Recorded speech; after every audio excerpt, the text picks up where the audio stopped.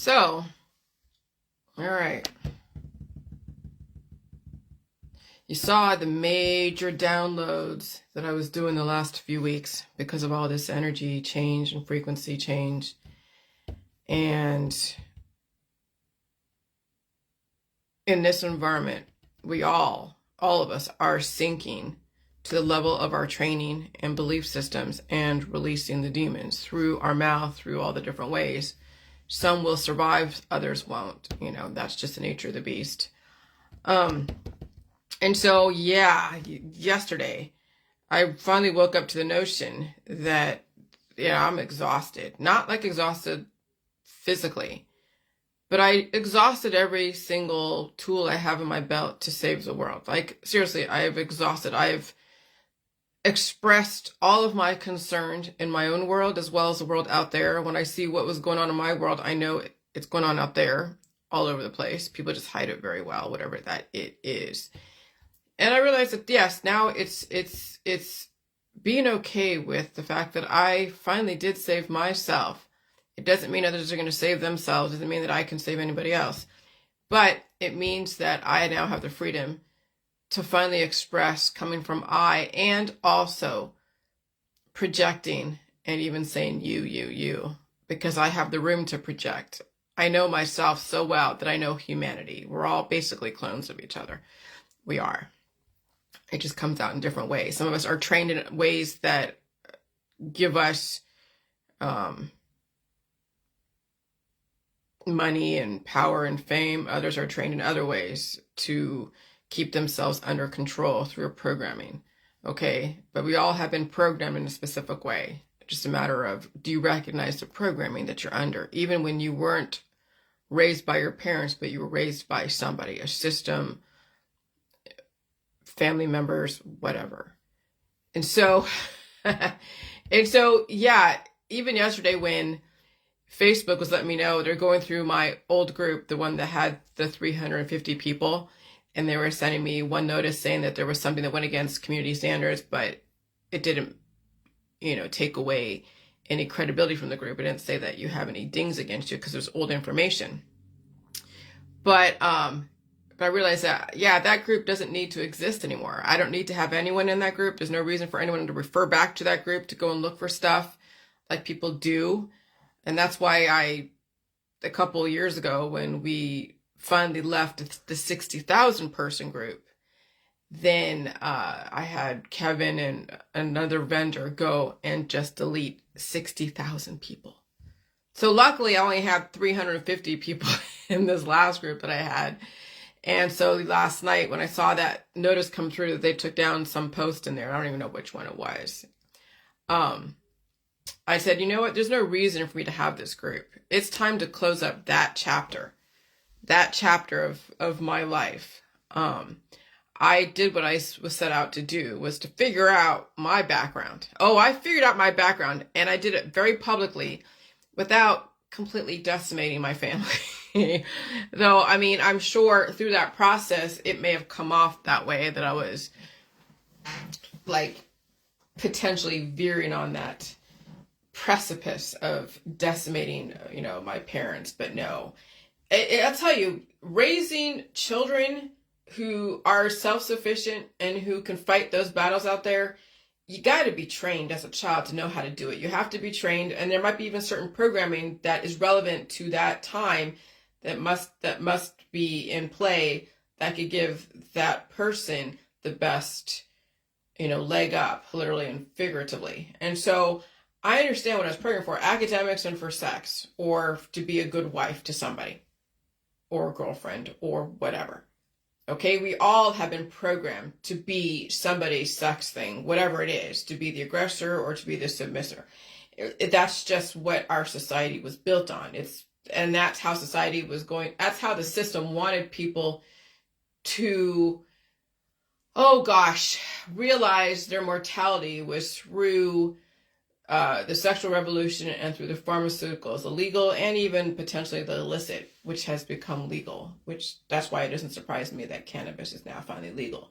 And so when you're programmed by people who know that you're going to be entering, like I was going to be entering into some wars, wars with my peers, wars with relationships, wars with authority.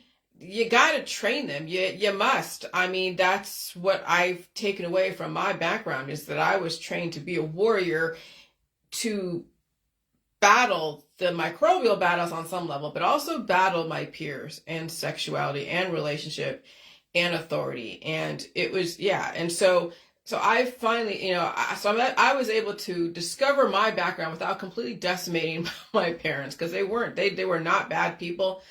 They just knew what the world I was entering into. And some people programmed their kids to be like CNN anchors. Okay. So you saw the lady that I post on my Facebook. I went to school with her. She was one grade above me.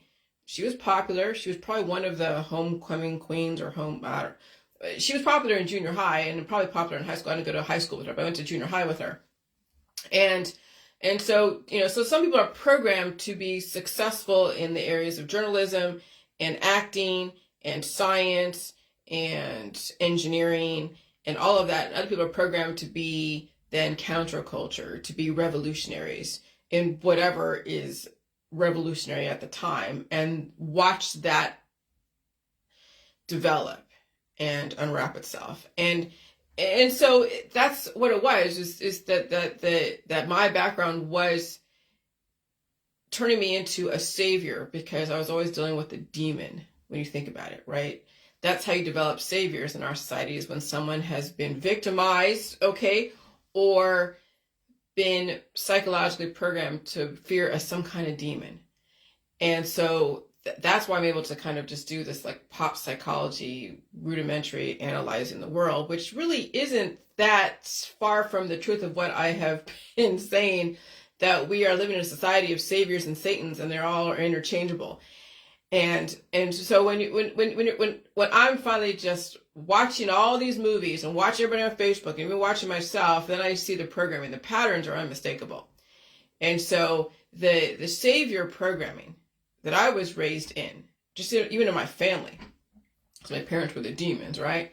And then watching all the movies and all the books and the comic stories, and then even in school, that savior Satan programming is embedded everywhere, even in families.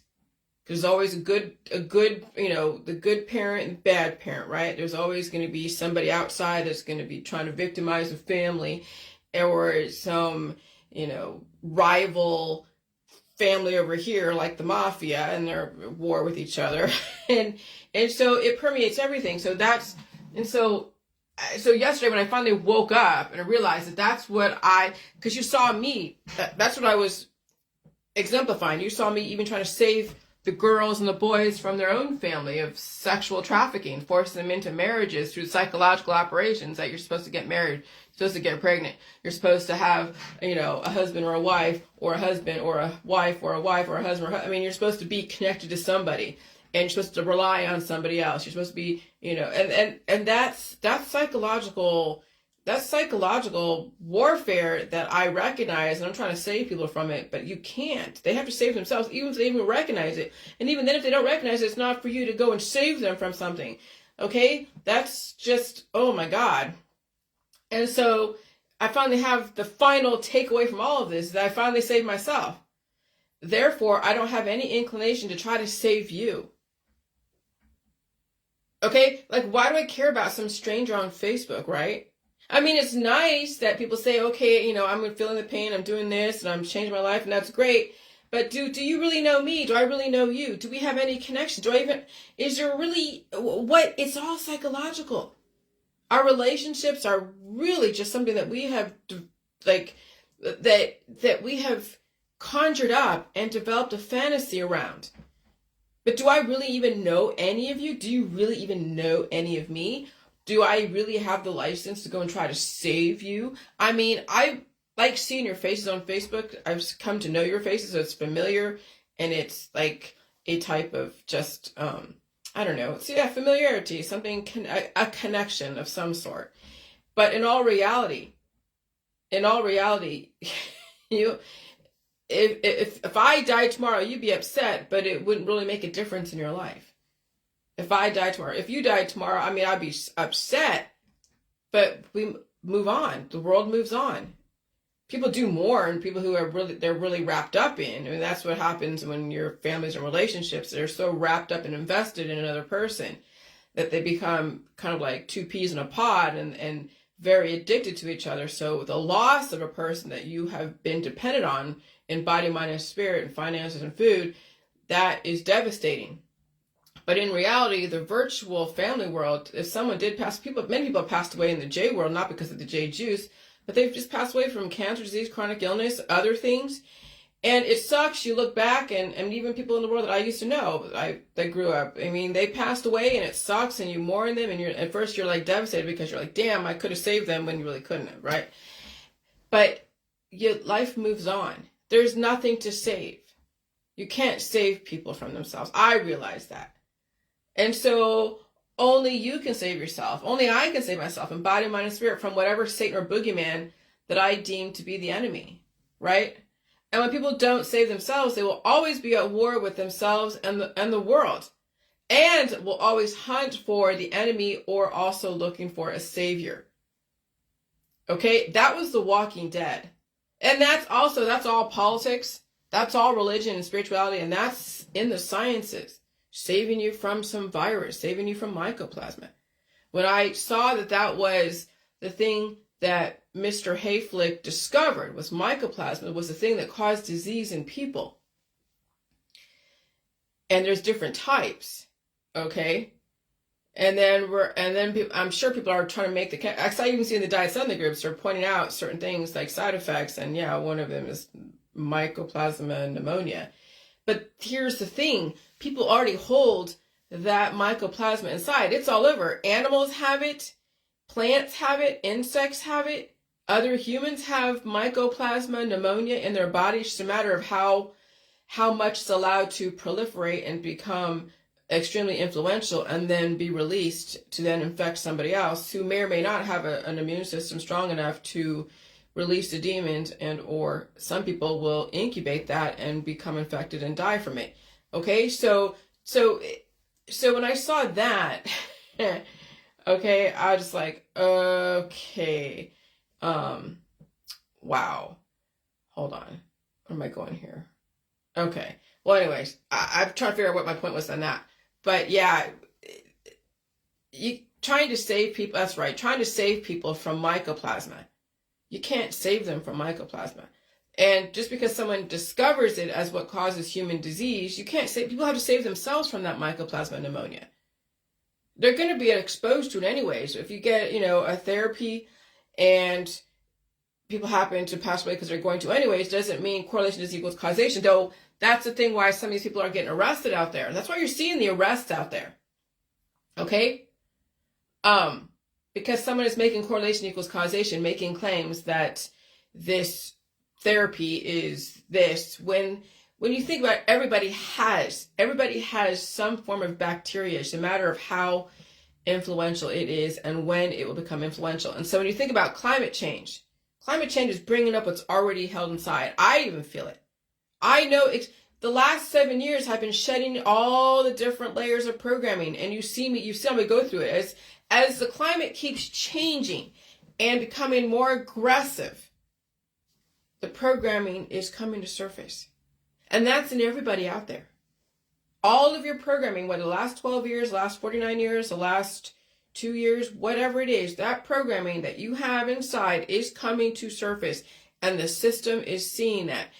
And again, you're not supposed to mischaracterize the FDA-approved protocols, because everybody holds some form of something inside that, yes, when you do take a therapy and something may get triggered, in some people, somebody might have a lot more mycoplasma pneumonia in their body, so a therapy could trigger it, and then, yes, they happen to have that disease.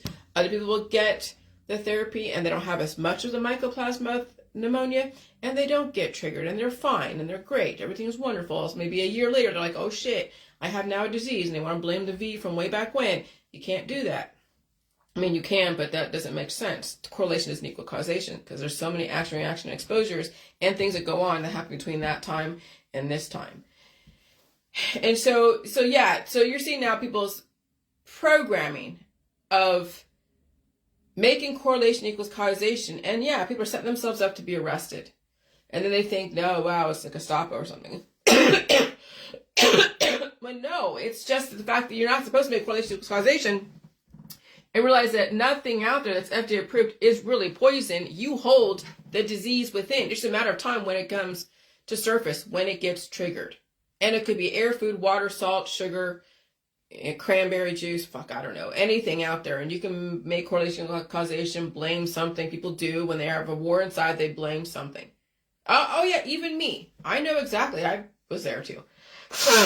So you hear me coughing, right? Because yeah, the last couple days, we have snow, we have ice, we have all these different weird weather. So I'm releasing the demons. I've been blowing my nose all night last night. Not so much, but yes, enough. And I pooped this morning, of course. But yesterday I took a slight nap because my heart was beating a little bit. It was in the afternoon because I got done around 11 or 12. Ate my food, had a little bit of heartbeat, took a slight nap, and woke up to the realization I'm not going to be anyone's savior. Now it's just expressing my concern with the world, though it doesn't matter what I say, really. It's just me now releasing my demons. It's me now finally now figure out how to develop a story around this. So you see what I got from all this. What was my takeaway the last 7 years?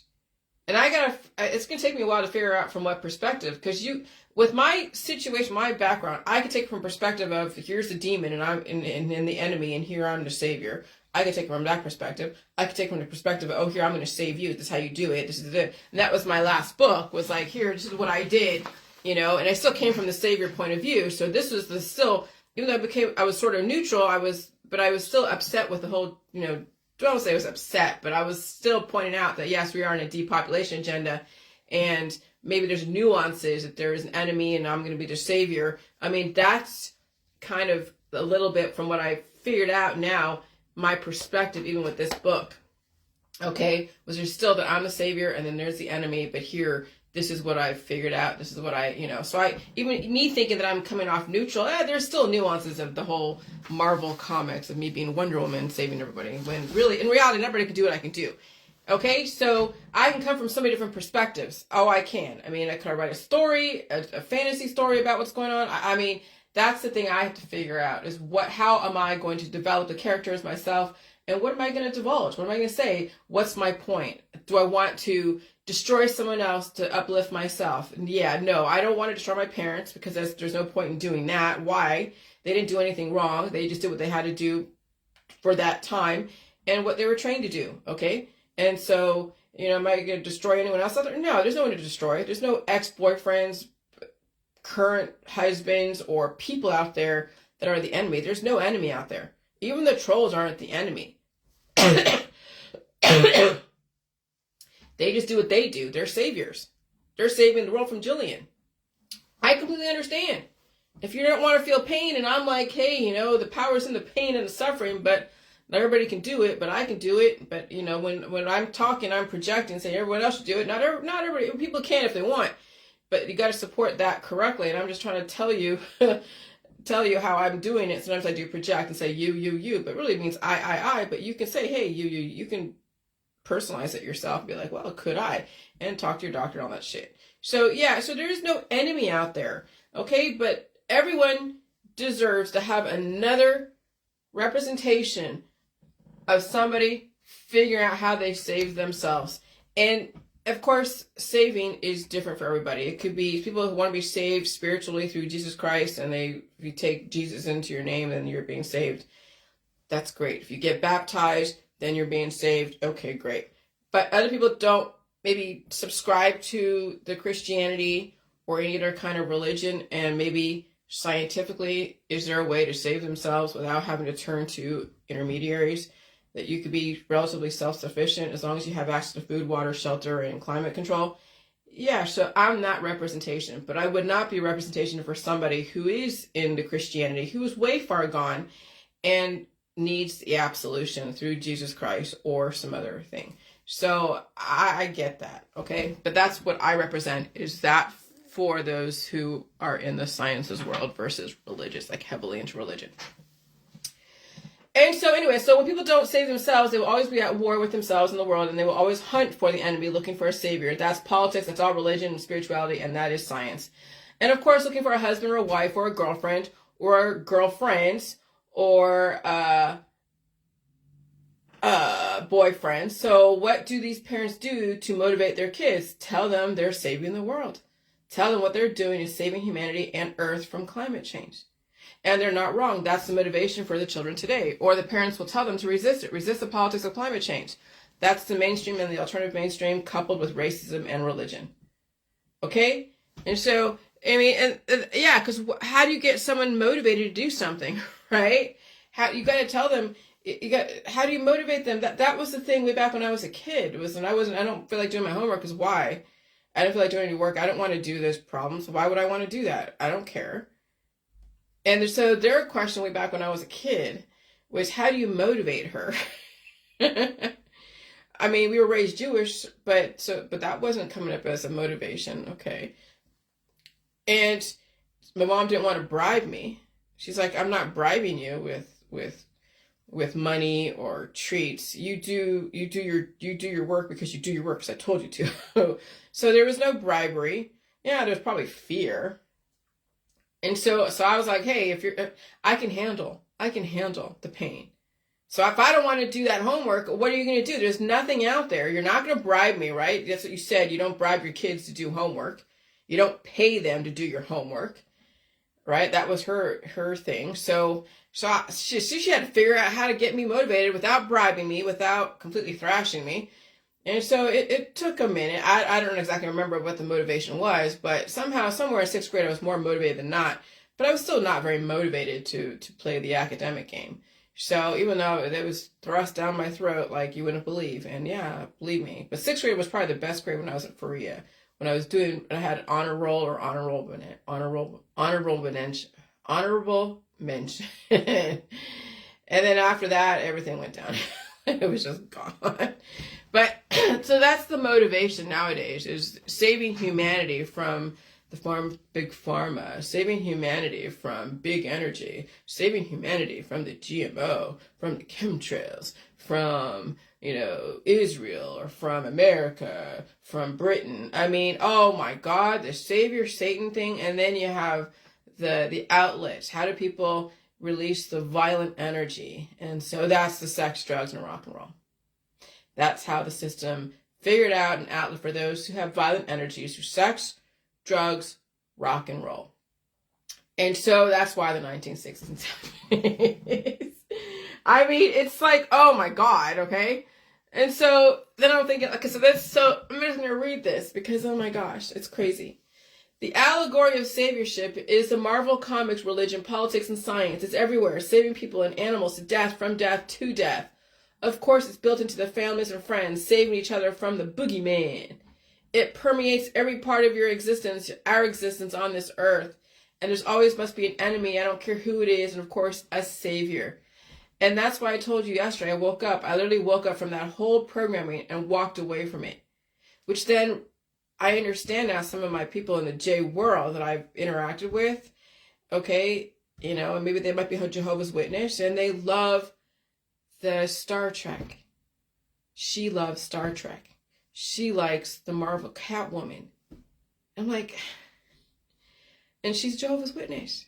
Absolutely, it makes sense. Those two worlds would interconnect. I was like, oh my God, I just see it now. And of course, watching all these Marvel, I'm watching Wolverine, and there's like Batman 1, 2, 3, 4, 5, and millions, jillion, geez. And there's all these, yeah, so Netflix is just really laying on the savior programming like heavily.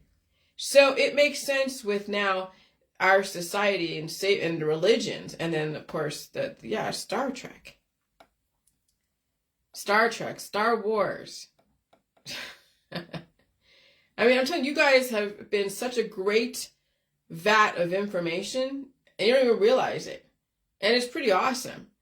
It was difficult trying to figure it all out, but now that I see it, now the programming is so clear, and once I figured out my programming, now I know everybody else's programming, because I'm not any different than any of you. We all came from the same programming in school, homeschool, in politics, religion, science, in academia, in all the different corporations. And you're in a corporation and it's like Farmers Insurance, you're saving people from State Farm, or you're saving people from a catastrophic situation. So here, let me, sell you insurance. Or you're reporting on all the different, wars between saviors and Satans. So you become a journalist and then you point out the savior or the Satan, or you try to become neutral. And so that's what our society was founded upon. Reporting on it, becoming it, looking for it, finding it, battling it, and all the characters. It's like a great Greek tragedy. It's Shakespearean. It's everything of the Western world. It's actually amazing. And so, of course, the allegory of saviorship is in the Marvel comics, religion, politics, and science. It's everywhere. Save people and animals to death, from death to death. Of course, it's built into families and friends, saving each other from the boogeyman. It permeates every part of your existence, our existence on this earth, and there always must be an enemy. I don't care who it is, and of course, a savior. That's why I told you yesterday I literally woke up from that whole programming and walked away from it. It took me 7 years to this day to shed that programming. And again, understanding the whole, the hay flick, bypassing the hay flick limit. That's what 50 is the magic number in the Jubilee. Okay? 50 is the magic number in AARP as far as buying into the American something Association of Retired Persons. That's what's built into menopause. That's what's the whole 50, the half a century mark. 50 is 50 times, you get 50 chances to save yourself. Okay? Yeah. So 7 is the magic number that you have. It takes 7 years to finally redirect from the point of where you're in the middle of that 50-year redoubling your cells and stuff. 50 times, 50 chances of redoubling your cells. 7 years. 7 is another magic number. So 50 and 7, there's some interesting numbers there. So it took me 7 years this day to shed that programming. Okay, so I started in 2016, it's 2023. I'm 49 to 50 next year. I mean, 8 is infinity, so I can play that number game next year, But now, this is, 7 years. 7 years to this day to shed that programming. 7 years from 2016 to today. And you saw all of that play itself out. And so it's a formidable programming of shedding the saviorship, because when you're a savior, someone's going to call you to Satan because you're going to look for the Satan or the savior or whatever. And the other side of it, someone's looking at you thinking you're the Satan, they're the savior, and it's like, or victim, perpetrator, whatever you want to call it, right? And because there will always be a damsel in distress, right? An abused animal, and the notion of man needs a good woman to guide him correctly, to save him from himself. There will always be children to save. I've been watching Netflix at night, or right now. Right now they're turning up the savior programming with all the Marvel comic movies coming out to watch from the past and present. That was an awkward sentence.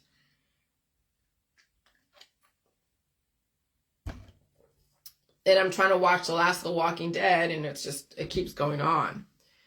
But the reason why is because the saviorship, the dangers of saviors is what they are belaboring. Okay, the saviors, they were the most dangerous. Even Negan, remember that? Remember that character Negan? He was a savior, and he was destroying people, trying to save his world from them. And so the whole savior Satan thing is a very difficult programming to resist. Okay, it's alluringly seductive to be a savior from a Satan. And Charles Manson was trying to be a savior using the women that he controlled.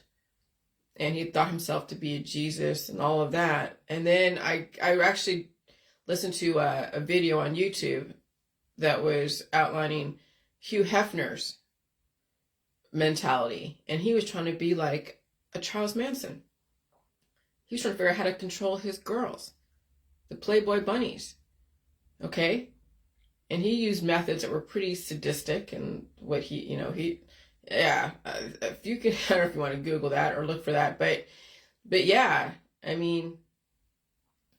it's seductive to save people from pain. So you give them hot chicks and pleasure and drugs and alcohol and sex, and get everybody all programmed to use the outlet of sex, drugs, rock and roll as an outlet for your aggressive, violent energy. But then that can also be abused, and yeah, then we have sexual abuse, and we have human trafficking and crazy orientations like S&M. We're using whips and chains on people, and then you can see how bad that can be, how far people can take expressing their violent energy through sexuality. And so that's why I was so afraid for these girls and these guys out there with parents who don't understand the world they live in, what they're getting their girls and guys into. But again, that's not for me to say. I can observe it and point it out, but there's no way I'm going to save your kids from it. Some of these kids are going to be walking into situations and they might not survive it. And again, I can't do shit about it. I can't even really get mad at it. I can just put it out there and observe it and talk about it. And then you guys will figure it out for yourself. And if your kids do happen to walk into that and they survive it, great. They have something to say. If they don't survive it, well, it was never meant to be. Because knowledge is just what you use, how you want to use it, what you want to use it with. You can resist it or you can understand it, but there's nothing I can do, nothing you can do. All right? And so savior Satan programming is literally seductive to be a savior from a Satan. Right? It gives people a purpose. It gives them something to focus on, and it becomes easy to be the controller in that situation. Both sides can control each other, and then it's a fight to the death. So now go look at your Facebook, right? And look at what you are programming your children to be. Batman, Spider-Man, Wonder Woman, helpless females that need to be saved, right? The princess programming. Disney. And you have the Marvels. You have Disney and Marvel. There's something for everybody. Or you have religion, or you have science. And so the strong male will save that child, that woman, that animal, the great hero of your time. So look at all the activists out there that have a huge following. They're the great hero of their time, and they have a following that will do whatever they say. It's pretty interesting watching the people follow some of these gurus out there. It's like watching Jim Jones out there. It's like watching a Charles Manson if he was allowed to actually do what they want to do. It's like watching the David Koreshes with the following of the women and even the men. It's crazy. And so that's why you're at war with everybody, because you feel you need to save them and they're resisting your advances. Yeah. Just go look again, all the activists out there. They're at war with somebody, at war with New World Order, they're at war with somebody else that thinks differently. They're at war with themselves. They're trying to save all of you with all of their protective gear and all of their drugs and alcohol and sex, right? And parties and distractions. I was there. I was one of you. I know your pain. And there's nothing I can do to save you. You have to recognize it if you even have the capacity to. But the joy around what I'm doing is recognizing and seeing it in people and pointing it out. But again, I'm hands off. I'm not going to go in there and be like, hey, I'm going to expose you. No. People will see what they want to see. And you try to go and challenge them, oh, you become the sacrificial lamb. They will skewer you, and so will everyone in that little group will skewer you. So you just point it on your Facebook, and you let it be. And if people see it, they see it. If they don't see it, it doesn't matter anyways. The fact that you're able to express it freely is amazing, and people get the choice to see what they want to see. All right? So I recognize it, and I walk away from it. It doesn't make me colder and feeling not trying to save somebody, okay? I just realized I don't have power over anyone or anything. If I see somebody in trouble, I'll call the police. There's no way I'm going to go and get in the middle of somebody else's altercation. I'm not going to try to save that man or woman from whatever. What I'll do is I'll call the police. Because they're in that situation for a reason and bigger than me, and I'm not going to be caught in the crossfire. But there's no fucking way I'm going to try to save anyone or anything. People must save themselves, whatever the F that means. And when you lay down, exhausted from trying to save the world, not distracted by trying to save your family from the world, because people have babies, grandbabies, children, family. Oh, yeah, some people, it's beyond that. It's just a matter of now, when will that programming kick in, where they'll have to fight some disease that they may not survive or may not wake up from. Again, you can't say anything to them, but that's the thing. Some people are stuck in that whole situation of being distracted. And okay. So then when you finally are exhausted from trying to save the world and you lay down and you're finally realizing that there's nothing you can do for anyone else, only yourself. birds start chirping, the clouds part. It's like you have the freedom to create, to develop, and just to be. And I tell you, I built a very peaceful kingdom here in my house. I don't have people coming in and out. I don't have, my phone's not ringing off the hook. I don't have any major things that I plan for every weekend. Sometimes I hang out with my husband and do stuff. Other times he does whatever he does. I do whatever I do. Okay?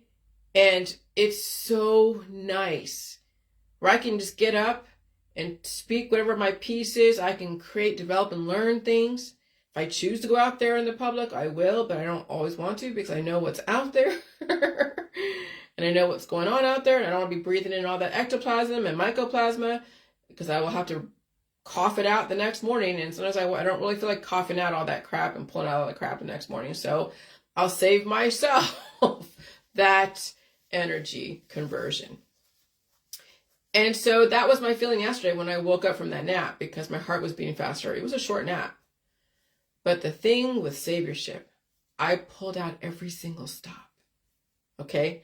I used every single weapon or psychological operation in my tool chest. And you saw it. You saw that's what people thought I was like such a Satan way back a couple years ago. Because I was using everything that I was trained in. Humiliation, fear, okay? Reverse psychology, anger, dismay, sadness, love. Remember when we were like, oh, I love you guys. Oh, that's why I'm doing this. I love you. That's why I'm trying to save you. And then I realized that was a while back, because then I realized that was just gross. And then there were people that were doing that to me. Oh, Jillian, I love you, or I love this, or I love that, and everything's all about love. And I'm just like, ew, ew, ew, okay. And so the thing with saviorship is I pulled out every single stop. I used every single weapon, psychological operations in my tool chest. I used reverse psychology. I used humiliation, fear, anger, dismay, sadness, manipulation, love. I sunk to the level of my training, trying to save everybody in the world. But I never used violence or threatened anyone. So here's the thing. Even back then when I had those journalists that were just antagonizing me, even those on YouTube, just antagonizing the fuck out of me, talking about me, saying this, saying that. Yeah, I may have called them and said, hey, just stop it. But I never threatened anyone. When I went over to that place to go deal with that court case that I didn't really talk about, and I defended myself, the person wasn't even there, so I won by default again. But I didn't go to that person's house. I knew where that person lived. I didn't want to go in and terrorize her. That's what I'm saying. I don't want to instill fear into them. But, and so that was the thing, is what I was fighting was those that were trying to instill fear into me through violence, through stalking, through sexual violence, threatening sexual violence, threatening physical violence.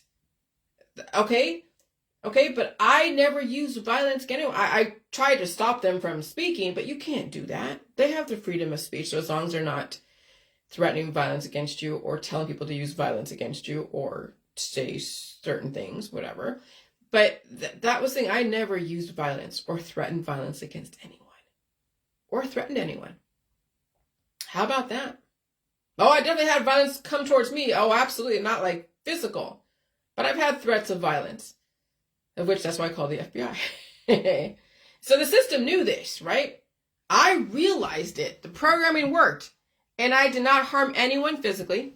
Psychologically, we all were fucking with each other. Absolutely. People are copying and pasting things and manipulating certain things to look like that I was saying something, or they had accounts created that looked like me and they were saying shit all over Facebook. But we were all fucking with each other psychologically. But physically, we're not supposed to put our hands on each other at all. And the ones that do, they were trained to destroy through physical means from their family.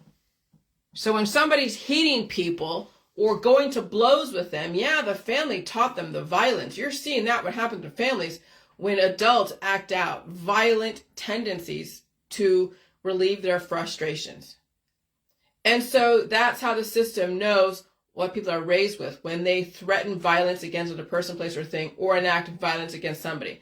So that's why then the sexual programming is a way to be an outlet for those that have that kind of energy. But then that even goes crazy because of sexual violence. And so we all are showing our cards. And when someone needs an outlet because they have violent energy, sex and love become the outlet for violence through consent, through sexuality. That was the 1960s and the drug and sexual revolution. Now you see the programming why you have a sexual orientation and a spiritual dogma. That's why you see all these tantric artists that are trying to convert violent males into sexuality so they have an outlet on a consenting female that's willing to take the brunt, or a consenting male that's willing to take the brunt from somebody else. That was the whole sexual programming, was how do you convert violence into sexual energy? I mean, it's pretty remarkable, and I don't see anything majorly wrong with it, so as long as you realize that's what's going on. But some of the sexual violence out there is pretty bad, like really bad. And that's why I'm scared for these kids out there. But again, you can't save these kids from that. That's something that they're going to have to endure and potentially not even survive, or survive. They may not, but there's nothing I can do to save them. I can't save them. That was built into the family, in politics, religion, and science. Converting the violent energy into sexuality, sexual orientation, into children, into drugs and rock and roll. And so, yeah. So no, you saw me trying to save the daughters and sons from their own family, forcing them into marriage and having children. And I tried. So you saw right recently, just recently, how I was trying to save strangers. Strange children I don't even fucking know, from their own family. What the fuck? But see, that was me realizing, that was me recognizing what I had to deal with as far as being programmed into society that's so sexually and so violent. And I had to fight those battles, because even if I wasn't trained to understand that this was going on in the world, I'll tell you, who knows if I would have survived all that craziness out there. People don't. People get human trafficked. They get kidnapped. Their boyfriends destroy them. Their girlfriends destroy them. But the fact that I was trained in an area to understand how to survive the craziness out there in relationships, with my peers, with authority, says, okay.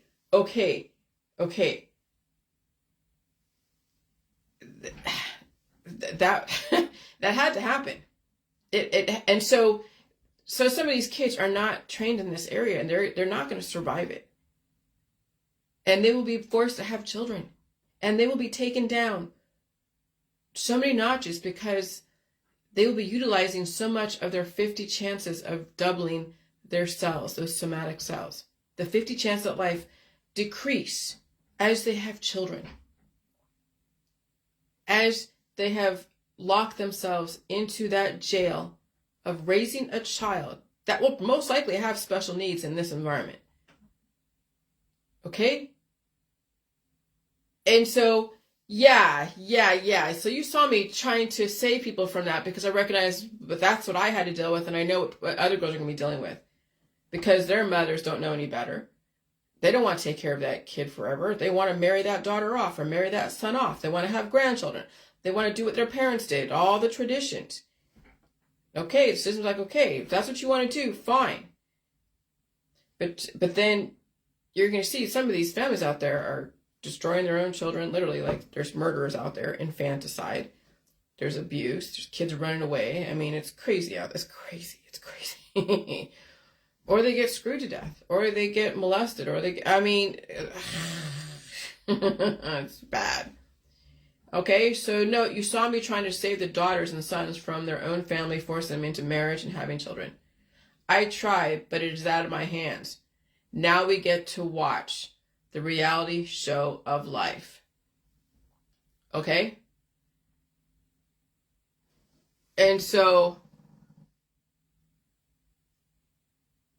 I was also saying yesterday, I'm sitting in the space of surviving my own evolution, minimal suffering, in a world trying to end its own suffering through sex, love, hate, drugs, alcohol, politics, religion, spirituality, science, and family, as humanely as legally as possible. Yeah, it's when I woke up. Hold on a second. Yeah. That's when I wrote that, when I woke up from that nap. The world is made up of two types of people: those who feel they must save others, and those who must collect as many baubles and people as possible to alleviate their own suffering. And so greed is the root of all suffering. So am I saying that I'm greedy because I suffer through the different climate changes? I would say every single time that I had a pain, and it was worse a couple of years ago, it's diminished. But every single time I had a pain, a lot of mucus, a lot of other stuff, it was paying my dues for whatever abuse I did to my body through the remedies, through just the alcohol, the drugs, maybe even sex, through whatever my genetic line also did, as far as the sins against whatever. And so all the sicknesses and the pains and the suffering and all that stuff was the payment for using the credit system of remedies, of drugs, alcohol, sex, and all those things.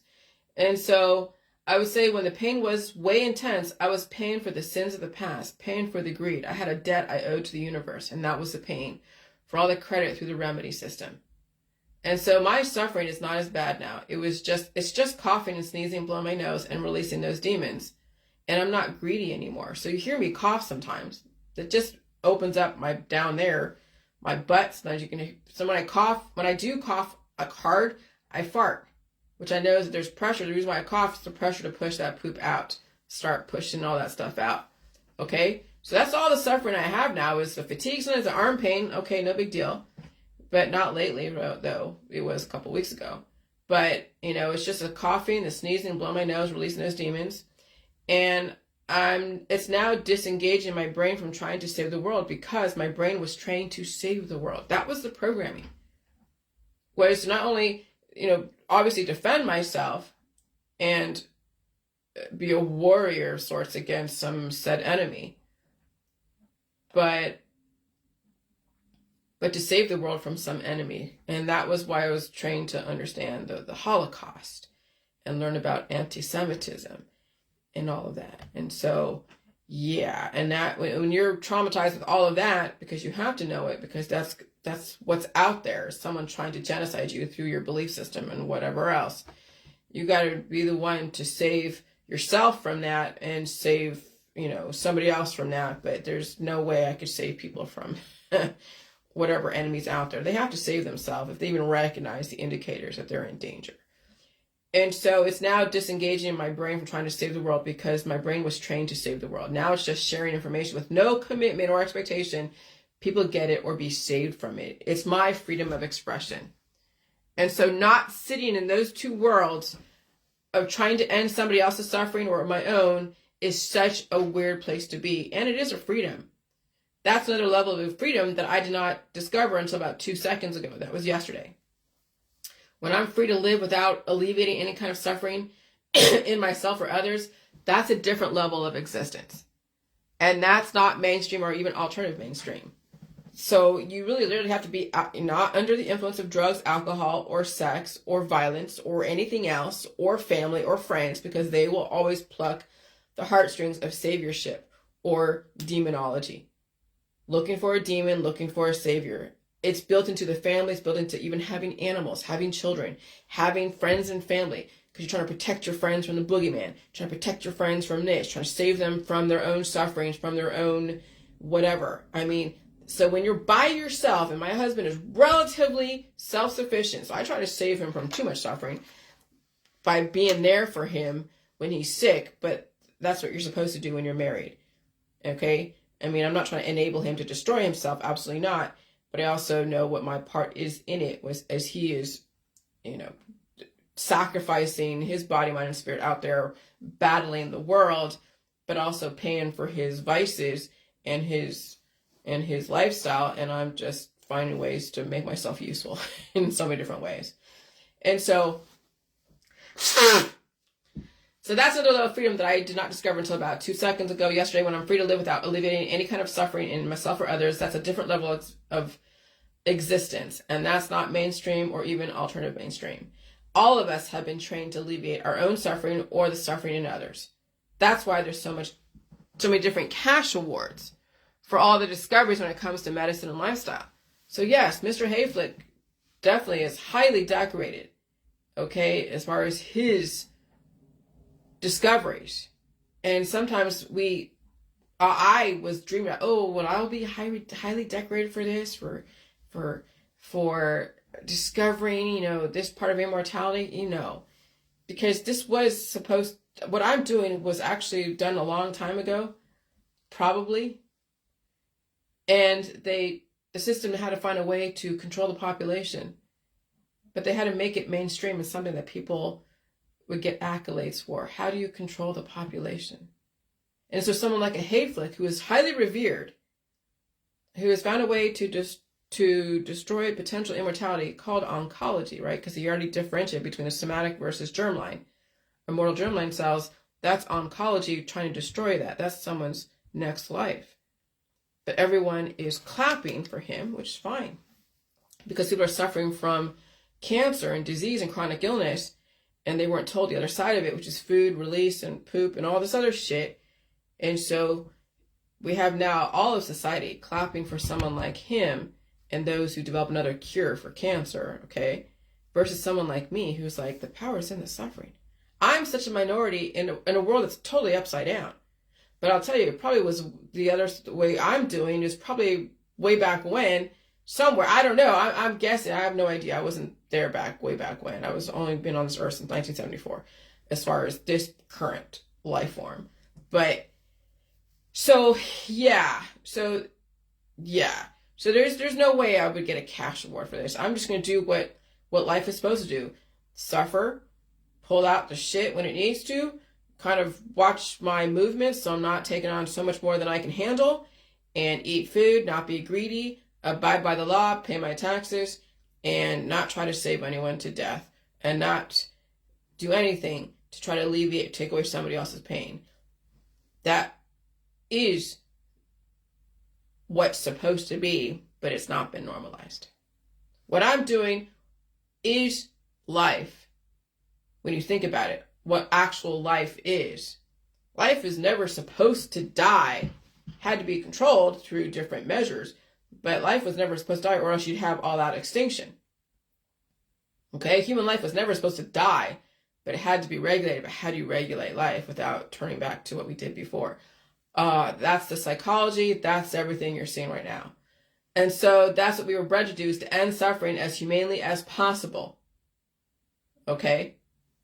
That's why he's getting accolades, because he's then differentiating between somatic cells that only have 50 chances at life versus the germline immortal. And that's what Henrietta Lacks was for, was they discovered immortal germline cells through the cancers.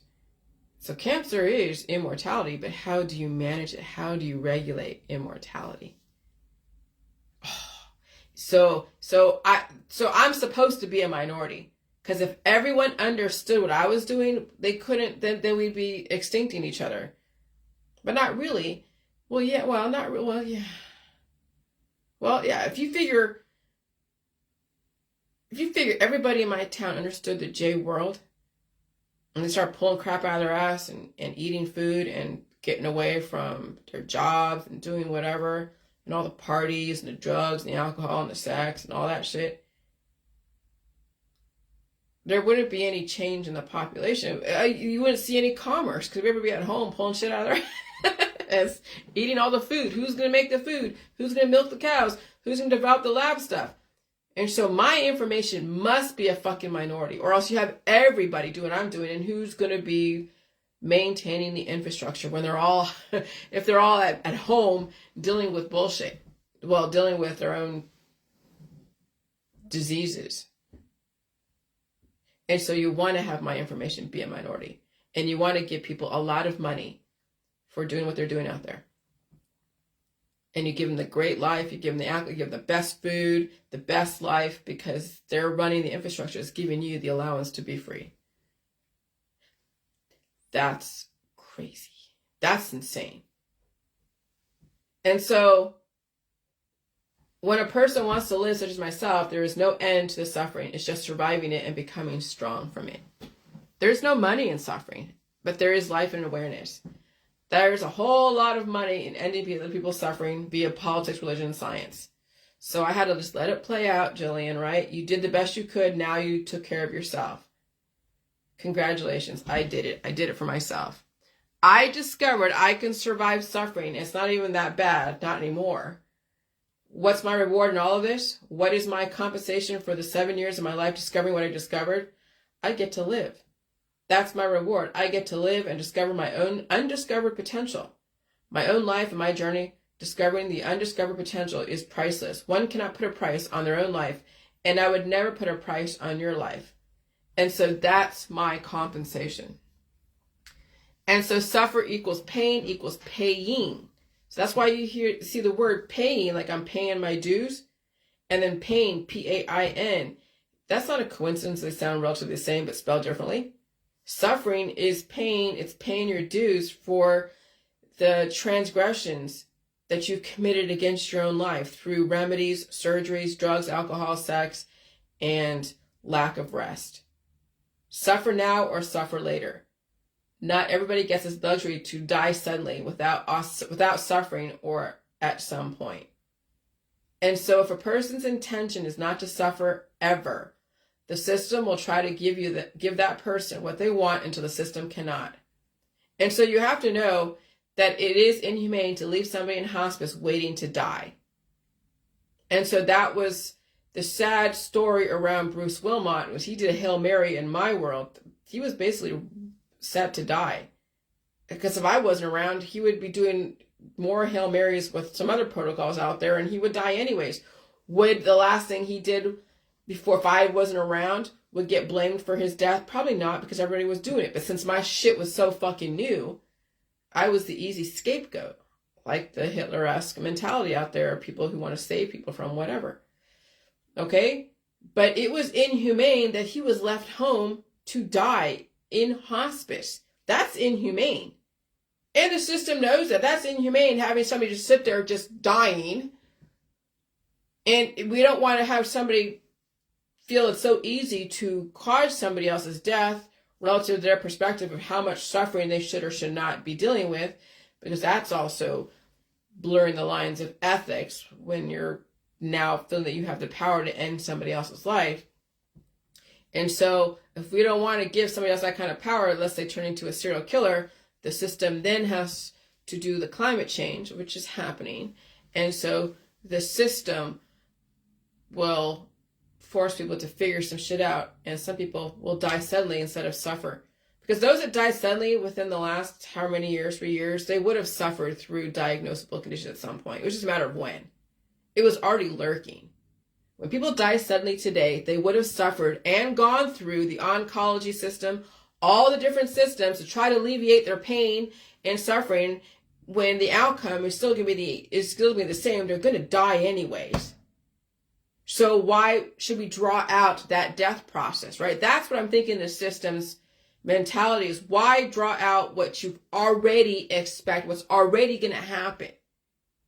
And so people die suddenly, it's actually a gift, because they would have drawn out the situation at some point. It was just a matter of when, and used up so many resources in the process. But they already figured out the 3-generation rule, and they already see kids. You already saw the uptick in autism and cancer and disease. You can blame it on all the V's. But those V's are representation of your friends and family. Those V's are a conglomeration of what your friends and family hold inside, of what your community holds inside. And they're just preempting what's already going to happen anyways, as far as the activation of the immune system, activation, developing antibodies. However, some people are already too far gone. It wouldn't matter if it was a V or the climate changing or going into a crowd, something was going to trigger that. And so the system has already done the research. Okay? And so you have to know it's inhumane to leave somebody in hospice waiting to die. That's why the earth is turning up the heat, so we end people suffering who cannot handle the suffering. The system is trying to help everyone out. Resets are an ugly process. People don't understand what's going on. And so they won't. So they'll still give you the boogeyman. They'll give you someone to blame. But you can't hurt them. You can't go and commit violence against them. You can't play that game. Okay? And so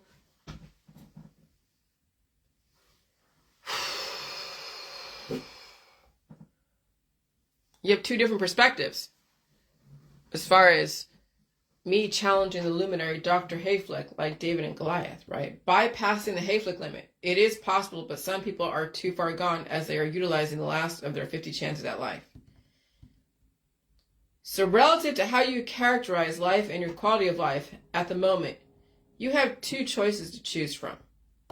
One, you can follow Dr. Hayflick's theory that you only have one life, and that one life gives you 50 chances to double itself before senescence. That's when you're 50 years old and you get menopause. That's when the body starts breaking down. That's when you can join AARP.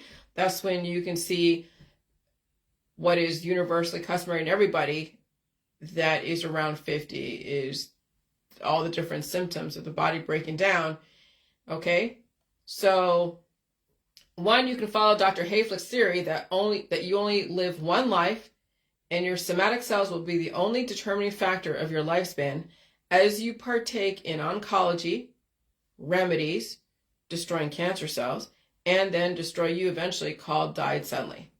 Or two, realize eventually one must take advantage of the 50 chances of life one has from all the remedies, and then get off the remedies, feel the pain and the suffering of the body releasing all of the old cells, then thus allowing the new germline cells and its cabinet of somatic cells, like each new president bringing in their own cabinet every 4 to 8 years, and redevelop the body, carrying on the genetic line without dying suddenly or reproducing, veering away from the notion one must partake in oncology.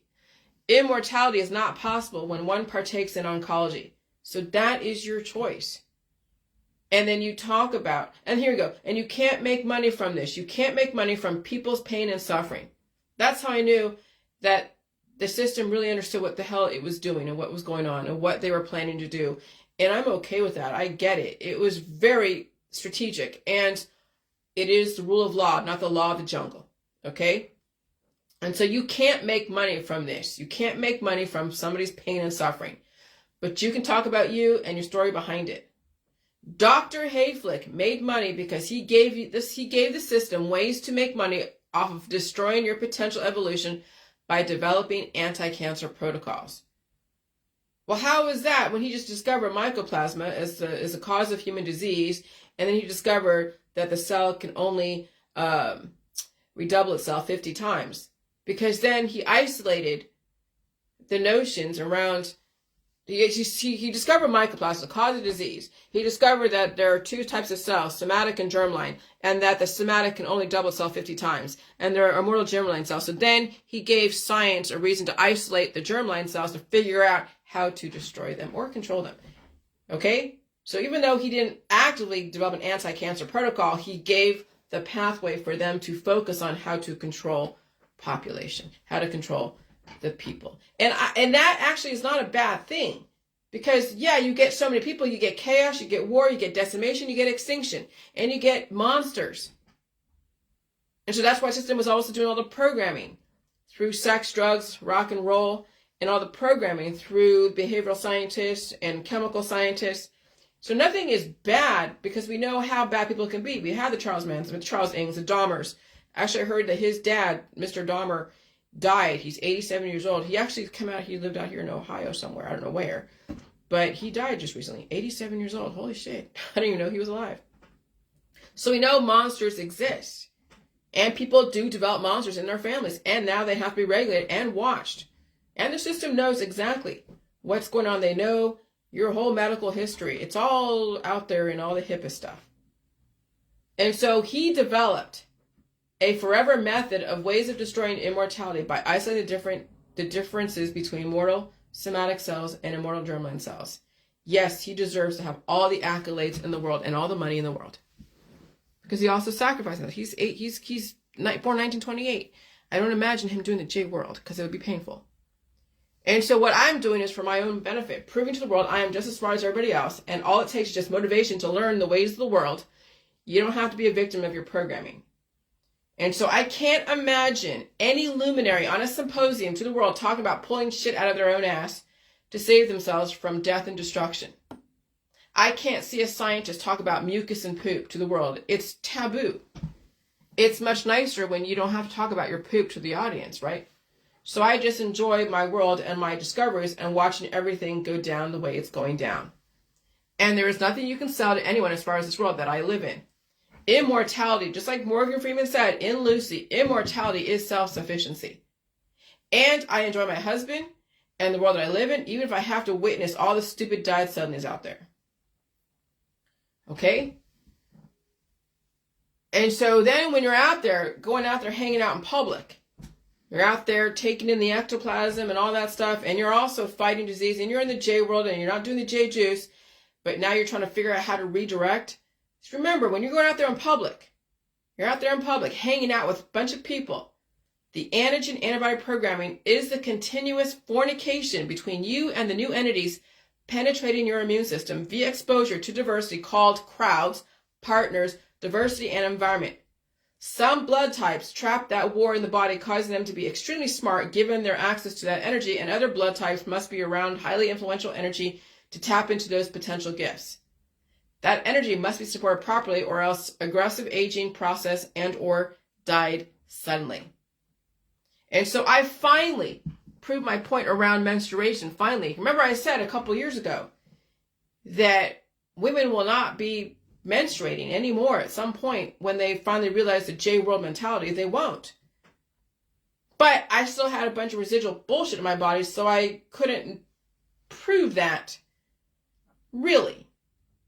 Because every month or every other month I was getting my period and it was like heavy and heavy. I'm like, oh my God, it was bad. Right? But finally, but it's dwindled over the last few years. What am I? I'm heading to be 50 years old, okay? My the farming programming, the fertility programming was just is done with now. I'm now set free from that fertility programming. And I didn't saddle myself with a bunch of children to deal with, because I was advised by people way a long time ago, do you really want to be tied to that person for the rest of your life? And yeah. And I'm like, no, I don't want to be tied to that person for the rest of my life. And that's what some of these girls are dealing with, is that their hormones are causing them to be so lustful with a dude or a woman or whatever, and they have a kid. Now that kid is tied to them, and that other parent is also tied to them forever, for at least 18 years.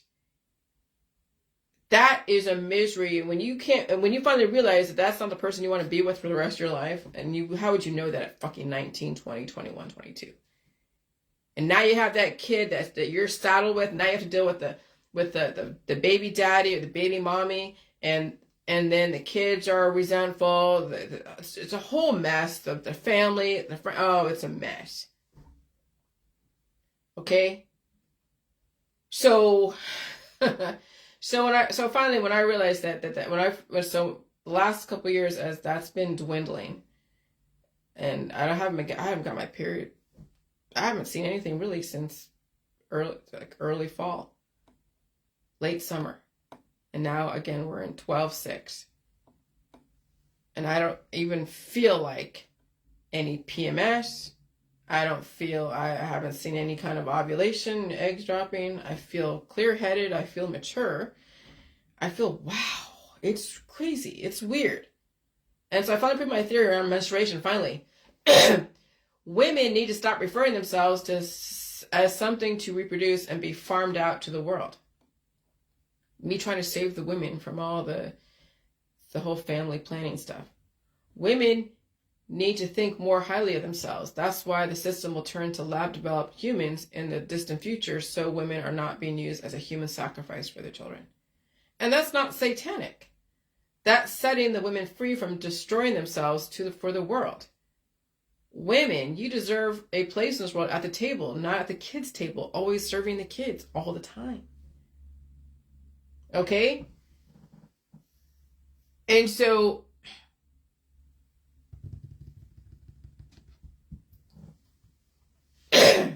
the two energies inside of people they're two entities, right?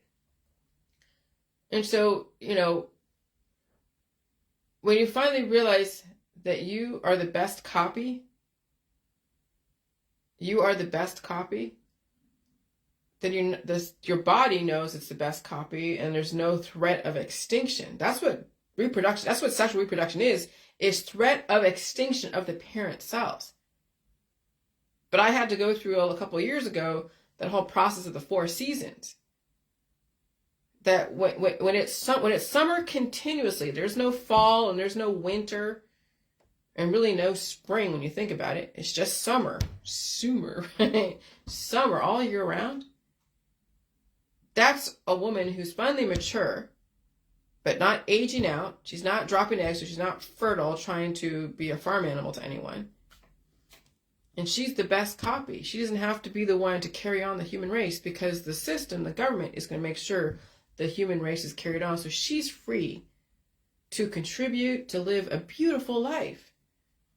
That's what the system is trying to free the women from all of that pain and misery of being tied to abusers and tied to horrible families and tied to these children that may or may not survive or could be the one undermining their own parents. That's what the system is freeing these women from doing that. Let the system be the one to develop what they need for society. The system will not allow humans to go extinct. So there's 2 energies inside of people, 2 entities. Immortal germline cells spring up from adaptation, exposure to new energies, training its own cabinet of offspring, merging the old and new together for longevity. Okay? And so that's the immortal germline cells. And that's based upon your exposure to people, places, and things. So it's like bringing in new presidents all the time, right? Or you get the new old somatic parent cells, guardians over that specific evolution with their own cabinet of somatic cells, and they also die off. So that's like a new president that's being changed out.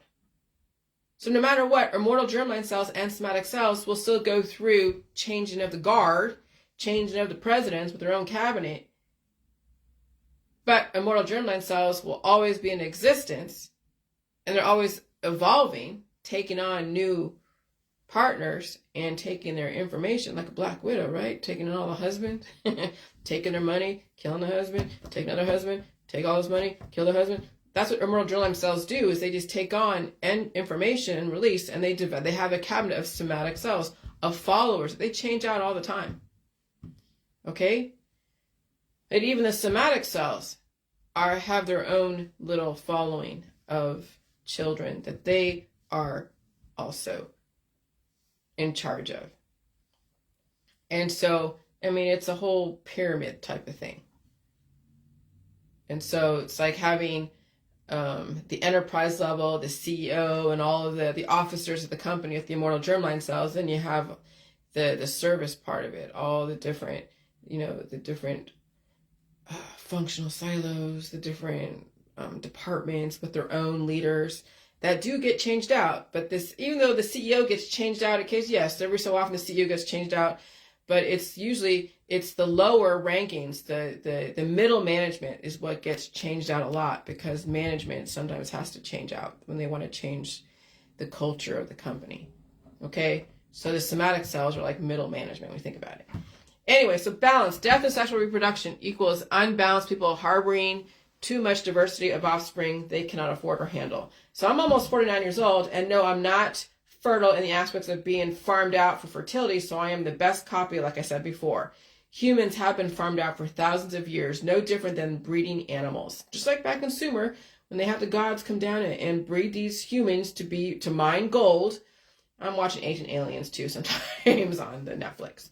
And so when women stop menstruating, they have used up their 50 chances of birthing a baby, and now they either die or give birth to themselves a second chance at life.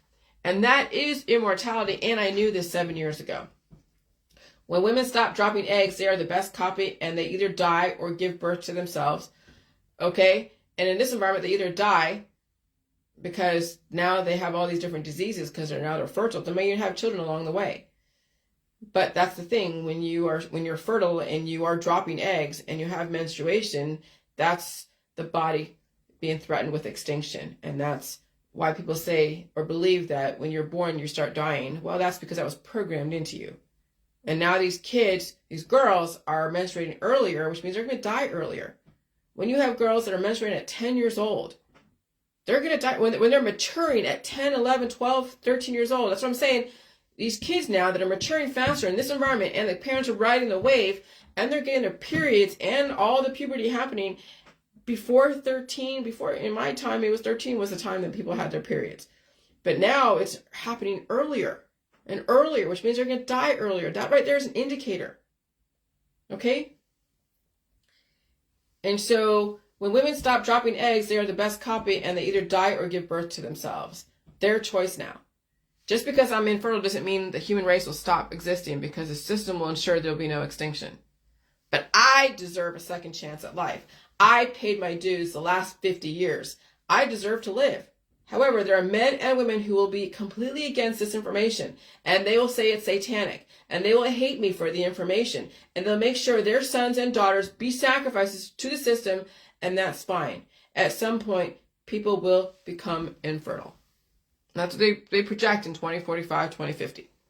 And then the system will turn to certain people to give birth as well as the lab.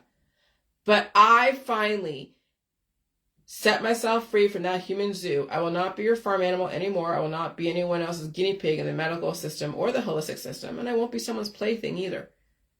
I understand my husband's needs, but I won't let his needs destroy me.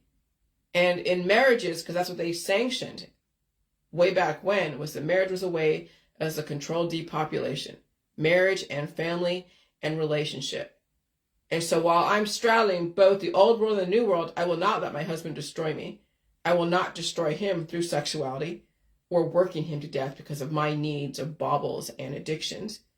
And I live very minimally so I can let him act out whatever he needs to act out within the confines of the law. Okay? And so you can be free without dying suddenly or bearing a bunch of kids.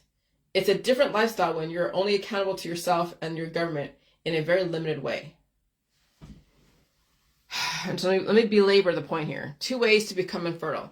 Be the best copy, my method, potential immortality, or mycoplasma genitalium infection in women, and reported an approximately 2-fold increased risk of cervicitis, pelvic inflammatory disease, preterm delivery, spontaneous abortion, and infertility that was statistically significant for all but infertility. So climate change is accelerating people's intentions. So yeah, this mycoplasma, they're saying right now, the pneumonia, mycoplasma pneumonia, is coming up. It's all over China, and it's happening in Ohio, Massachusetts, other places. And as the climate keeps warming up and changing, by the time we get to 2045, 2050, that mycoplasma genitalium, which is all over everywhere, everyone's having sex with each other, right? Having children, having sex, is spreading everywhere, but through all the sexuality and going out there in public places in a highly activated environment, yeah, that's going to cause the infertility. It's not the microplastics. It's not, it's people's inability to release the demons and become whole. It's people's drugs, alcohol, and sex addictions is what's causing the mycoplasma to change and become antibiotic resistant. That's why antibiotics don't work against it, because they've had all the antibiotics against it. So this mycoplasma doesn't cause the infertility, though people will blame everything else, but people hold this shit inside of them, and they spread it around. And they use remedies against it, making that mycoplasma stronger, which makes them antibiotic resistant, which of course it will. When something feels attacked, it becomes stronger when they survive it. And so climate change is accelerating people's intentions. Climate change is also causing the body to work faster, running through people's 50 chances at life until they exhaust all resources and die suddenly. So according to Hayflick and the somatic cell limit, just think of a mice in a hamster wheel. And in a slower frequency environment, the mice go slower, giving you chances to redirect during those 50 chances at life. A somatic cell can double itself 50 times according to Hayflick. However, during climate change, it's not going to be the same. You won't get the chance to redirect or even to start a family if you can't understand my information. Most have an issue with pain and suffering and hate the food supply, so yeah, no chance there. Moreover, in a faster, highly accelerated frequency environment, the hamster will run faster on that wheel, causing the aging process to happen sooner. As you burn through those 50 chances of life faster and potentially not even getting to start a family, as you become infertile sooner. And that's what's going on. In this climate change, the energy is revving your engines faster. your immune system is being activated faster and sooner and more aggressively that you don't have a chance to redirect. And that's why people are dying suddenly versus having it draw out what's going to happen anyways. Okay? That's what's going on. Before in the old worlds, they were drawing out the death process, managing their disease with remedies and surgeries and all the oncology. And they're like, oh, I have a great life. But then they're out of remission, or they're using up so many services trying to stay cured, selling a person another remedy, another surgery, another protocol.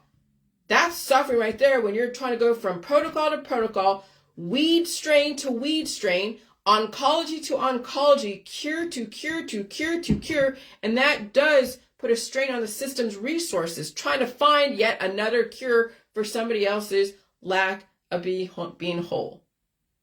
And so to the point, so moreover, in a faster, highly accelerated frequency environment, the hamster will run faster on that wheel, causing the aging process to happen sooner as they burn through those 50 chances at life faster and potentially not even get the starter family and become infertile sooner. To the point where one cannot even realize even immortality because they used up all the resources in their body and their vital organs were compromised. And so people don't even realize the speed of the environment is what's causing the highly accelerated die suddenly burning through their 50 chances of life faster. Most people are under the influence of energy drinks, slow me down drugs, as well as alcohol. It's all physics. And that's why your family and friends will be the death of you, because they are causing you to burn through your resources faster and your activism. But again, I can't save you from that. I can just point it out, make myself become aware of this, and whoever else that's awake enough to even hear this, and you make your own choices. And of course, the lifestyle and the belief systems around family and friends, sexuality, and traveling. Unless you understand how to balance out life, energy, and resources. Again, I can't sell this to people. I'm the guinea pig. Which is why those of you who are afraid of food on the diets with all the different transplants in the body will ensure you burn through your own resources faster. Again, it's all physics, chemistry, and biochemistry. And so I'm glad I stayed home and stayed safe the last 3 years. I'm glad the last 7 years I was tortured by many of you. I learned a lot from the best of humanity and the worst of you. And so here I am. Some people get a second chance at life. Others will not, but I hope it's you. And so then I'm like, now that I'm talking about the kids will be faced with two choices once they fulfill their duties in this first life if they can survive. So they'll mature faster, realize their potential sooner, like sports, and maybe become Mensa kids or famous influencers on TikTok, YouTube, and die suddenly sooner, 30, 40, or even before. Or two, mature faster, realize their potential sooner, and quit and redirect and save their own life if given the opportunity, if they don't die suddenly within realizing their potential. But you know how people are when they get on that train of success and accolades and influence. And people are telling, hey, keep going, stay on that train. Don't get off this train. And then people around them saying, stay on that train. That kid now is in jail. They may not even survive the train that they're on, that they're being forced on because their family and friends are saying, stay on the train, stay on the train. Don't get off, don't get off. Make me money, make me money. That's what poor Britney Spears is under. All these child stars were basically the money train for their family. And they're going to die in that world because they won't have a chance to redirect. And some parents are doing that. Their kids are their money train, and their kids are not going to be able to redirect because the family and their friends and the religion and the politics and the science are going to keep them going until they exhaust that child, that resource, who then becomes an adult and may not even survive adulthood. The environment is that aggressive, speeding up people's biological clocks. So a great life right out of the gate and no suffering from disease is to die sooner suddenly, but that's a great life, right? As they die sooner, die suddenly. So a great life right out of the gate. And so when you're like an Imhotep, discovering the chemistry and the architecture and the physician stuff, the surgeries and the alchemy, and you die around 20, hey, he had a great life. He got the accolades, he got the lifestyle, he had made discoveries, he was given all this, and then he probably died suddenly. We don't know what happened to him, but he did have a lifespan. He died before 20. And so again, when you're seeing these kids out there that are realizing their potential at a younger age, people think, oh, my kid is so wonderful. Yeah, but do you realize that now that they are discovering their potential and maturing earlier, they're going to die earlier unless you parents are the ones that are the gatekeepers that can still keep them grounded and have them realize their potential in a very controlled way but don't let them destroy themselves through that realization they have this potential. That yes, you can still realize your potential, but there's some other shit you got to deal with, physical. And I don't know how you can do that. That's a strategy that a parent who understands what's going on will have to strategize how to straddle the system and their knowledge of what actually is going on biophysically. And I don't know, many parents out there haven't even been trained in how to strategize or themselves out of their own freaking paper bag versus trying to strategize their kids' survival. So that's just me talking theoretics. Most likely, most parents out there will not be able to do what I'm doing or implement that kind of strategy. They don't have what it takes. And so they'll just ride the wave until that wave crashes. And that's sad. And that's what's going to happen with some of these kids. They won't be able to realize they'll realize their potential and they won't survive it. But the system will use their resources during the process, and that's fine, whatever. And so a great life right out of the gate and no suffering from disease as they die sooner suddenly, but had a great life, okay? Or suffering in childhood with diseases, but not now. Kids are dying sooner with who cannot handle the environment right out of the gate. And then theoretically realize their potential in their 20s and 30s. That's the old world, when they're realizing their potential in their 20s. I'm the old world, realizing my potential at fucking 50. But I have a now second chance at life. But I'll tell you, if I hadn't discovered the J world, I would be just deteriorating right now. In tears. But I'm not in tears. I'm not deteriorating. I'm doing great. I'm actually, like when you think about it, reborn, but not in the religious sense, that I'm now discovering my potential. And I'm not feeling bad that I didn't have any kids or a family. And I released the demons. I went through my own bullshit of discovering my background and all this other stuff. But now I have a second chance at life. It's like being the ultimate late bloomer relative to the old world. Like I am the ultimate late bloomer. The ultimate late bloomer. But these kids are going to be blooming so early, so rapidly. And you just hope they survive that programming. But you know, the parents are not going to really survive because they have their own issues. The kids are going to follow right in lockstep. The system wants to alleviate the suffering of childhood so the kids are maturing faster, realizing their potential sooner, and dying sooner, as you're watching it happen all over the die suddenly groups. That's great. Your kids are smart now, realizing their potential now, but what about the future? Is anyone even questioning this? But does it even matter if the system is downsizing? Imhotep realized his potential all before 20 years old in 2700 BCE, and he died before age of 20. And so I see the same model implemented, but is that a bad thing? Maybe not. If the system wants to downsize, and they know you're going to have kids anyways, and you know you've been trained and programmed in specific areas, and maybe your kids might be really smart, like in the science area or in the politics area or in the English and math and whatever, and they realize their potential and they're able to share it with the world, like Morgan Freeman said, what cells do is they share the information, they pass it along to whoever, either offspring or to their environment, to other cells. That's what these children are going to be geared for, so they will realize their potential sooner, they might have a great life, and they will die sooner. And again, there's nothing to save. That's the programming, unless you understand how to balance out the program and figure out how your own world. But that's the new world now. And so if you are someone like my age, you might have a chance to save yourself, but realize you cannot save any of these kids out there. You can't even save your friends and family, but you can only save yourself if you understand what it takes and you're not laden down by so many obligations and things that you have to maintain. And that's why I freed myself from so many things. So I didn't have that distraction of maintaining friends, family, animal, children, and all these things that would then cause my own destruction earlier. And so parents are the gatekeepers in this. Some are just riding the waves until there's no more energy and resources to use. However, it is out of the parents' hands, as the community owns your kids, because you're not supposed to change and your kids are now relegated to the system. It's just a matter, will they survive the system, survive their childhood, or will they not? But the parents are the ones who have to save themselves. So the parents must save themselves and just hope the kids make it out of their childhood relatively whole with chances to redirect. 18 years is a long time to be a slave to the system. And who is to say once a kid hits 18, they have enough resources to become whole again? The programming was set, the train left the station, and that's the thing. Some of these kids, you see them, they're like, 10 years old, and they have a few degrees. They're like, I'm going to go invent immortality. Yeah, ironic, huh?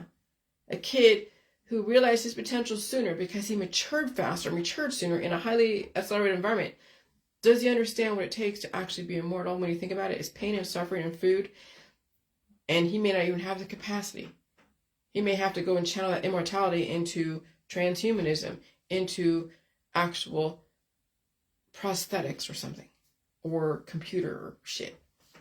But to actually biophysical, physical immortality is pain and suffering. 18 years of programming. And so the shortcuts, the short life might take some money, might make some money if it goes through the vetting process. The long cuts is what will save you. And you can't make money on the long cuts. You can only develop your story and be your own guinea pig. The system knows excellent strategy, checks and balances. So I finally come to terms with, even though I understand immortality as pain and suffering, and it's not mainstream, there's no money in this. You can develop a story. Once you get clear on everything and you understand where I'm coming from and you figure out your own story, and then maybe you are geared towards a specific industry, or you like it and you understand it, or you go into school and you discovered something in an industry or a profession, yeah, you could say, yeah, to the J world, I suffered like 10 years. And that could be like 20 years from now. Because people even today that are part of the J world haven't even, what do you call it? Haven't even really begin to really understand where I'm coming from. They kept treating their disease with the J juice. They thought they're doing so many waterfalls was going to give them that clarity. No, it just cured you into the state of the existence you were in at the time. There was really no pain and suffering because you cured yourself. Maybe you're constipated. Maybe you got off the J juice and you're using something else because you didn't want to be constipated. And you couldn't stand the taste of it. So there's no more J juice in your world. Now you're just using some other holistic remedy. So no, you haven't even begin to understand where I'm coming from. And so when you finally do, if you even have the capacity to, you may not have those realizations of your potential until 7, 20, 30 years later, if you even survive this climate change. Okay.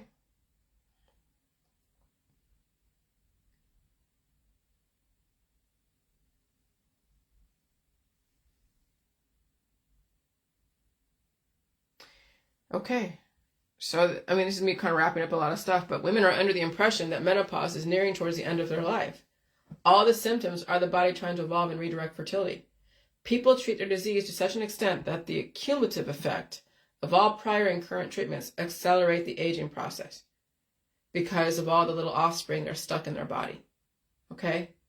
And they're not releasing those demons. So they have so many little presidents, like they're so top heavy full of presidents in their cabinet that there's chaos. And so that's what happens when you take remedies. You're developing more germline cells with more somatic cells, and they're destroying the host.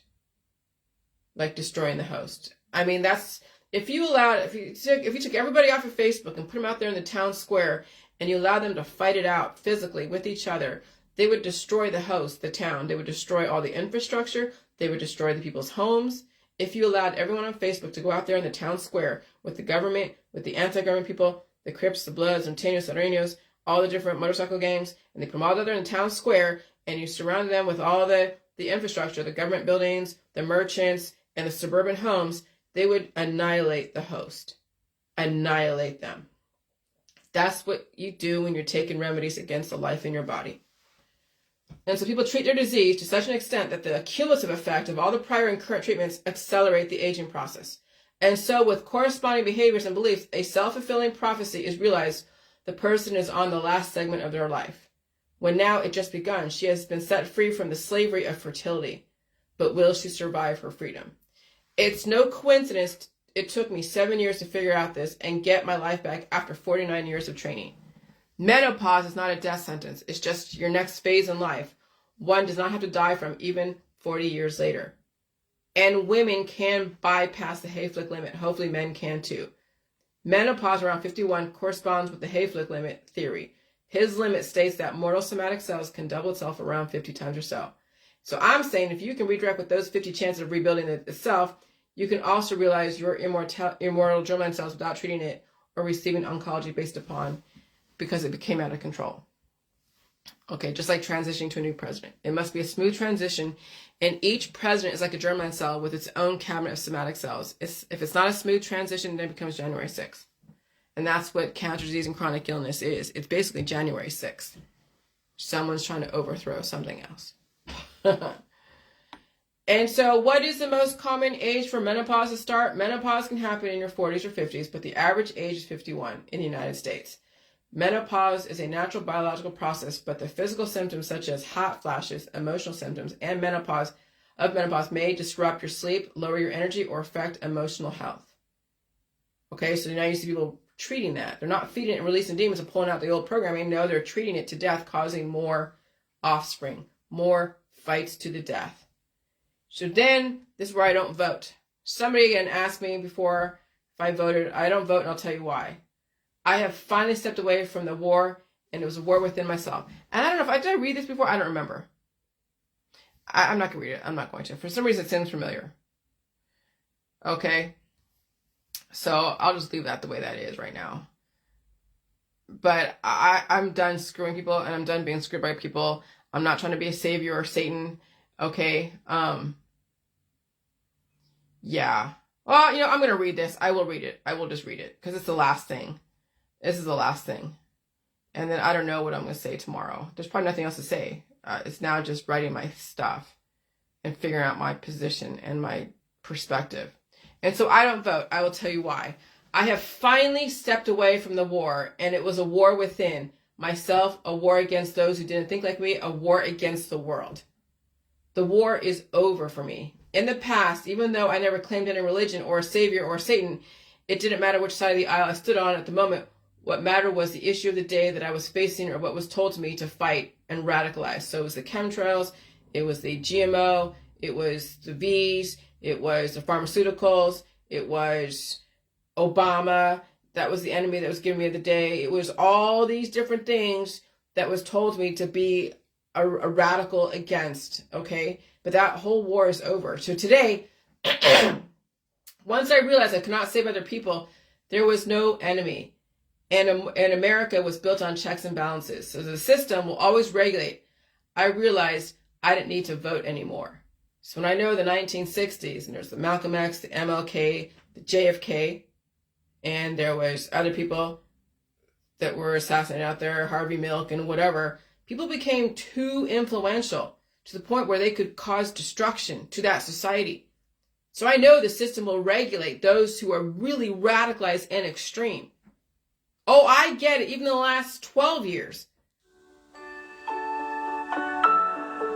husband.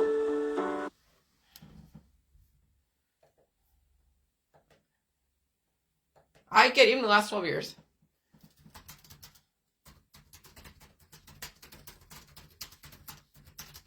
In a minute. Almost done.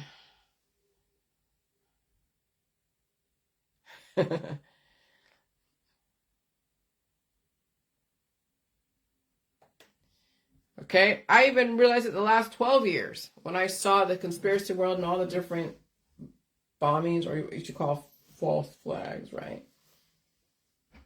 You don't know what you're dealing with. You don't know who you're dealing with. Now you probably know. I know who I'm dealing with. I don't want to become too influential. That's why I'm walking away now, finally. But I'm giving you the information for you to make a choice. But I'm walking away because I know exactly what system I'm dealing with. That's why I don't vote. I don't play that game. Trump is not my savior. Biden is not my Satan. Biden is not my savior. And Trump is not my savior. Or whatever the hell you want to call it. Satan. Okay? And so once I realized I could not save other people and there was no enemy and America was built on checks and balances, the system will always regulate, I realized I don't need to vote anymore. In my opinion, women will develop her own rights or fall into the old world. People will live within their means or overextend themselves and go into debt. Men and women will have to figure out their own family planning and their allegiance to sexuality, leading to certain outcomes. If you commit crimes regardless, you are aware of the punishments. And if you're not aware of how the punishment system works, you will find out. Hopefully, it's not your last strike. If that's still in play, the 3 strikes you're outlaw in California. In my world, I always pay my taxes. I don't overextend myself. I don't assume I deserve more out of my paycheck. If they take out more, I work less, use less, spend less, I never get too comfortable. I don't care if the rich get richer or the poor get poorer, because that's all relative to what you think is rich or poor. It takes a lot of money to be rich and poor. It takes a lot of energy to be rich and poor. Survival always takes resources, even when you don't think you have any. The rich and poor will destroy each other. The rich and poor destroy each other.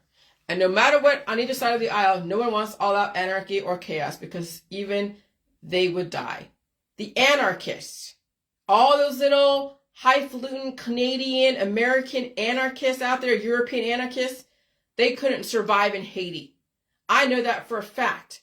Upper middle class little lily white boys, so privileged to complain, would not survive in a true anarchist society. So I deal with whatever situation is at the time. I am relatively self-sufficient. I don't get involved in drama. I do no drugs or alcohol or cigarettes, and I don't partake in the medical or holistic system. I'm not afraid of the air, food, and water. Genetically modified is not poison to me. In my opinion, there is no poison in any of the FDA-approved protocols used for specific intentions. In your situation, you might think it is, but it's not for me to legislate. I mind my business. So I'm the one who determines how little or how much the government is involved in my life. And it's not for me to legislate any kind of morals onto somebody else. I vote for myself. I won't vote to force my values onto somebody else. That's forced religion conversion. I don't believe in screwing somebody else. I will not join a gang. I understand checks and balances. My mother was right. If you don't vote, you have nothing to complain about. But what she says, if you don't vote, you don't deserve to complain. But I'm saying, now I get it. If you don't vote, you have nothing to complain about. You're right, Mom, yet again. Immortality is self-sufficiency. Morgan Freeman was right in Lucy. What I've witnessed, idle minds are the devil's playground, because the people are so busy, getting busy, screwing themselves out of body, mind, and spirit, or paycheck, and then recoup resources. The screwed becomes the screwer, screwing the next person out of their body, mind, and spirit, and paycheck. The war never ends. So I stepped away. I stepped away from screwing people, selling them bullshit they don't need. And I stopped people from screwing me, except for my husband once a week. But I also get something out of it, that marital congress as well, survival. I respect myself. I respect my husband. However, I will not get screwed to death. I saved myself. And so what is anarchy? A state of disorder due to absence of non-recognition of authority or other controlling systems.